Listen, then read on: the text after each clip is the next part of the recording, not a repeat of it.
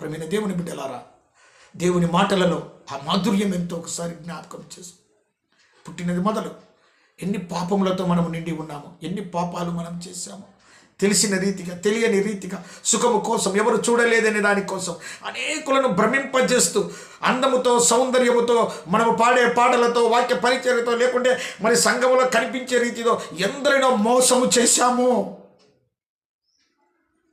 ఎందరినో పాపంలోనికి నడిపించి పాపంలో ఉన్నవారు ఎందరో ఉన్నారు. అయితే ప్రభువు అడిగేది, ఇక మీదట నువ్వు పాపము చేయవద్దు, ఆ స్థానము నేను తీసుకున్నా, ఆ కష్టాలు బాధలు నష్టాలు ఏదైనా నేను భరించగలను, అన్నిటికీ నేను తాళకలను. కారణం ఏంటి తెలుసా? నా తండ్రి సహాయత నాకుంది.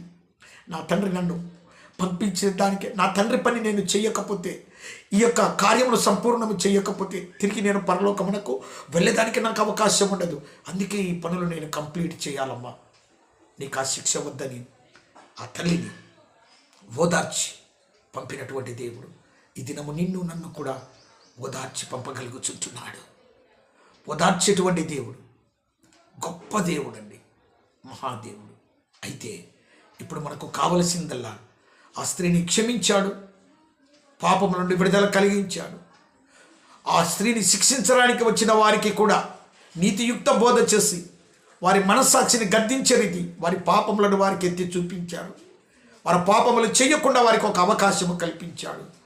ఇక మనకు కావలసింది, ఆయన ఏమి వ్రాయిచున్నాడు భూమి మీద, ఏమి వ్రాస్తున్నాడు భూమి మీద, ఎందుకు అలా రాస్తున్నాడు భూమి మీద అని ఆలోచన చేస్తే 7వ అధ్యాయం అంతా మనము చదివితే యూదుల సాంప్రదాయం మనకు, ఆచారాలు మనకు బాగుగా తెలియాలండి. యూదా సాంప్రదాయాలలో వారికి పర్ణశాలల పండుగ చాలా ప్రాముఖ్యమైనది.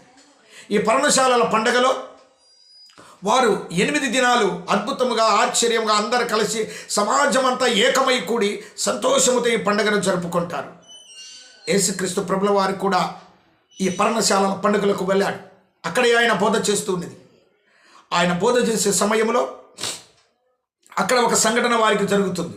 ఈ సంప్రదాయాలు లేక ఈ యూదులు పాటించే పద్ధతులను మనము గమనించగలిగితే వారిది ఒక గ్రంథం ఉందండి, తాల్మూద్ అనే గ్రంథం ఉంది. యూదుల గ్రంథం తాల్మూద్ అనే గ్రంథంలో అందులో వారి యొక్క సమాచారం అంతా మనకు విశదీకరించి లేక విపులీకరించబడి తేలబడుతుంది చదివే వారికి. ఈ యొక్క 7 దినాలు గడిచిన తర్వాత 8వ దినమున ఆ సమాజ మందిరములో నుండి యాజకుడు ఒక బంగారు పాత్ర తీసుకొని ఆ స్టెప్స్ మీద లేక ఆ మెటికల మీద నుండి తాపల మీద నుండి దిగి ఆ సమాజ మందిరమునకు ఎదురుగా సిలోహు అనేటువంటి ఒక నీటి కుంట ఉంటుంది. ఆ నీటి కుంటలో దిగి నీటిని బంగారు పాత్రలో తీసుకెళ్ళి తిరిగి సమాజ మందిరంలోనికి వెళ్ళి ఆ యొక్క పరిశుద్ధ స్థలములో కొన్ని నూనెలు ఈ నీటిని పోసి ప్రోక్షిస్తాడు లేక పానార్పణము చేస్తాడు. పానార్పణము చేసిన తరువాత ఆయన దేవుని ప్రార్థన చేస్తాడు.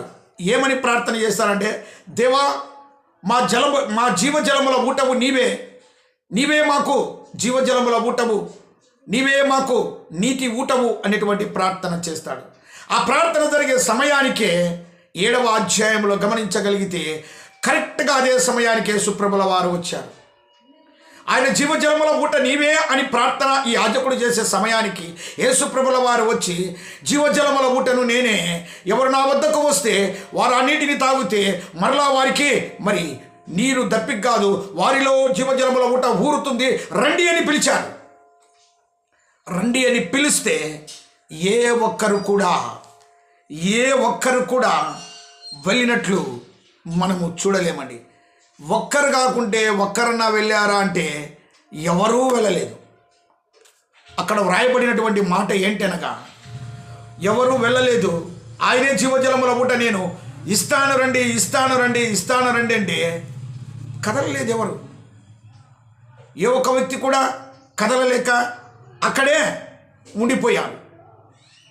ఇది జరిగిన తరువాత దేవుడు జీవజలముల ఊట ఇస్తానంటే ఏ ఒక్కరూ వెళ్ళలేదు. కానీ మరుసటి రోజు ఈ వ్యభిచారమందు పట్టబడిన స్త్రీని తీసుకొని ప్రభు వద్దకు పోయారు. వారు ఎంతసేపు వారి ఇంటెన్షను, వారి ఆలోచన, వారి మనోభావం ఏంటంటే యేసుక్రీస్తే. ఏందో సామెత చెప్తాడు, ఊరంతా తిరుగుతారు, చివరికి ఎవరి మీద నేరం మోపడం వాడి కోసమే, అంటే ఆ వ్యక్తి కోసమే, ఆ యొక్క పర్టికులర్గా వాడి మీద నేరం మోపడానికి అనేటువంటి ఆలోచనే వారిది. ఎందరు తప్పు చేసినా పర్వాలేదు, ఎందరు పొరపాట్లు, వ్యభిచారము, దొంగతనము, మట్కా, చూదము, మద్యము తాగినా పర్వాలేదు. కానీ ఈరోజు సంఘాలలో కూడా అంతే అండి. తాగినోని ఏమన్నారు, మోసం చేసేవాని ఏమన్నారు, డబ్బులు వాడుకునేవాని ఏమన్నారు, అన్ని రీతులుగా సంఘానికి నష్టం చేసిన వాని ఏమన్నారు. కానీ మంచివాడిగా ఉండేవాడి మాత్రము పైకెత్తి చూపిస్తారు. ఎందుకు? వీరి తప్పులు కనపరాకూడదు, వాని తప్పును హైలైట్ చేద్దాం, అప్పుడు మర్చిపోతారని. అంతే, నేటి వరకు సంఘాలలో అదే జరుగుతుంది. మరి వాటిని ఎదిరించి అడిగేటువంటి దమ్మున్నవారు నాయకులు ఎవరు లేరు. తప్పును తప్పుగా చూపించే వారెవరు లేరు. తప్పును తప్పుగా చూపించే నాయకుడు యేసుడే. దేవుని నామమునకు మహిమ కలుగును గాక. దమ్మున్న నాయకుడు, ధైర్యమున్న నాయకుడు, వీరోచిత వీరుడు యేసు ప్రభు మాత్రమే. అందుకే వారిని తప్పు చూపించి మీరు తప్పు లేనివాడు రాయి వేయమని చెప్పాడు. ఎవరు వేయలేకపోయారు, వెళ్ళిపోయారు. ఆ ధైర్యము, ఆ దిల్, అత్యగగా ఉన్నటువంటి మహోన్నతుడు యేసు ప్రభుల వారు. అటువంటి గొప్ప దేవుని నిజంగా మనం కలిగి ఉన్నందుకు ధన్యులమే. ఎప్పుడైతే మొదట 2 జీవజలములను నేను ఇస్తానన్నప్పుడు ఏ ఒక్కరూ రాలేదు. మరుసటి రోజు మాత్రం తప్పును వెతకడానికి వెళ్ళారు. తప్పును వెతకడానికి వెళితే బైబిల్ వాక్యం ఇప్పుడు చూద్దామండి. ఎందుకు ఆయన నేల మీద రాస్తున్నారో కారణం ఏంటో ఇప్పుడు చూద్దాం. ఇర్మియా గ్రంథము 17వ అధ్యాయము 13వ వచనం. ఇర్మియా గ్రంథము 17వ అధ్యాయము 13వ వచనాన్ని నేను స్పష్టంగా చదువుతాను, మీరు బావుగా వినాలని కోరుచున్నా. యెహోవాను నమ్ముకొనువాడు ధన్యుడు. యెహోవానికి ఇర్మియా గ్రంథము 17వ అధ్యాయము 13వ వచనం. ఇర్మియా గ్రంథము 17, 13వ వచనాన్ని మనం జ్ఞాపకం చేసుకున్నాం. ఇశ్రాయేలునకు ఆశ్రయమా, యెహోవా నిన్ను విసర్జించిన వారందరూ సిగ్గునందుదురు. ఆ రోజు రమ్మని పిలుస్తుంటే పర్ణశాలల పండగ రోజు ఎవరు కూడా ఆయనను ఆశ్రయించలేదు, ఆయనను వద్దనుకున్నారు, చీదరించుకున్నారు. ఈయన ఎవరు మాకు చెప్పేదని విసర్జించిపోయారు. ఇశ్రాయేలుకు దుర్గమైనటువంటి దేవుడైనటువంటి లేక పరలోక రాజ్య ఆ యొక్క నిత్యోత్తములో చేర్చేటువంటి యేసుక్రీస్తుని అందరూ తృణీకరించారు. ఇశ్రాయేలునకు ఆశ్రయమా, యెహోవా నిన్ను విసర్జించిన వారందరూ సిగ్గునందురు. నా ఎడల ద్రోహము చేయువారు యెహోవా అను జీవజలముల ఊటను విసర్జించి ఉన్నారు. దేవుని నామమునకు మహిమ కలుగును గాక. నన్ను ఎవరైతే విసర్జించారో, నేను జీవజలముల ఊటని ఇస్తానని ఎవరైతే విసర్జించారో వారందరూ కూడా జీవజలముల ఊటనైన నన్ను విసర్జించి ఉన్నారనగా సంతృప్తికరమైన జీవితాన్ని ఇచ్చి వారి ఆత్మీయములో జీవిత జల ఊటలను మరి నింపగలిగినటువంటి నన్నందరూ విసర్జించి ఉన్నారు. తర్వాత జాగ్రత్తగా అండి. గనుక వారు ఇసుక మీద పేరు వ్రాయబడిన వారుగా ఉందురు. దేవుని నామమునకు మహిమ కలుగును గాక. అటువంటి వారందరూ ఎలా ఉంటారంటే, ఎవరైతే రమ్మని పిలిస్తే దేవుని వద్దకు వెళ్ళలేరు, ఆయనను విసర్జించారో, జీవజలముల ఊటనేటువంటి యేసుక్రీస్తుని వద్దనుకున్నారో అటువంటి వారందరూ ఇసుక మీద పేరు రాసిన వారి వలె ఉందురు. అర్థమేంటి తెలుసా అండి? ఇసుక మీద పేరు రాస్తే ఉండదండి, తుడుచుక పెట్టకపోతుంది. అంటే వారు నాశనమైపోతారని ఆ మాటకు అర్థం. ఈ పాపము చేసేవారు, దేవుని వద్దని విసర్జించేవారు, పాపాన్ని వేలెత్తి చూపించి వారి పాపాన్ని దాచుకొని పాపాన్ని హైలైట్ చేసేవారి వారి పేర్లను యేసు ప్రభుల వారు రాస్తున్నారు.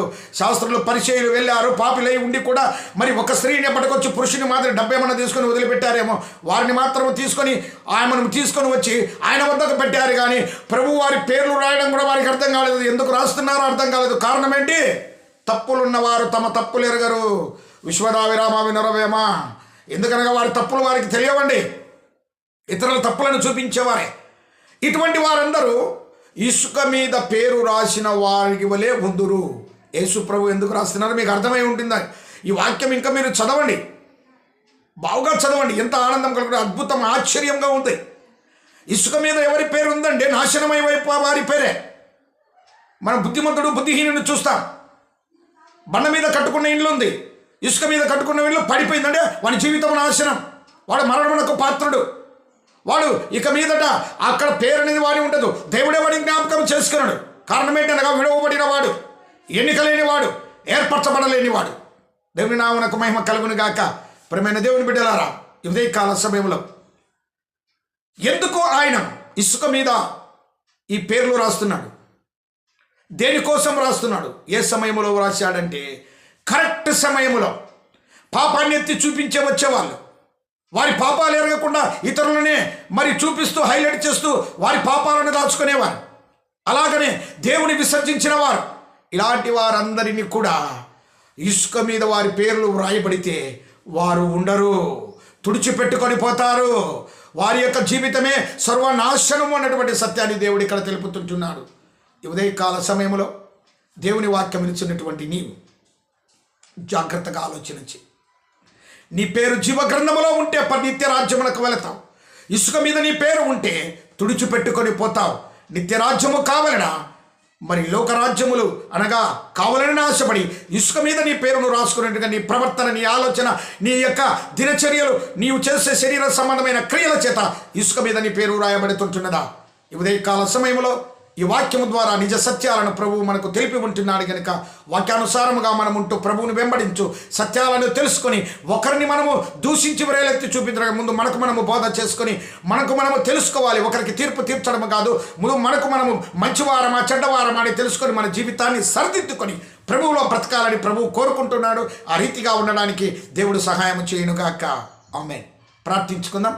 పరిశుద్ధుడా, ప్రేమ నమ్మకము కలిగిన యేసయ్య, నీ గొప్ప నామమునకు స్తోత్రములు.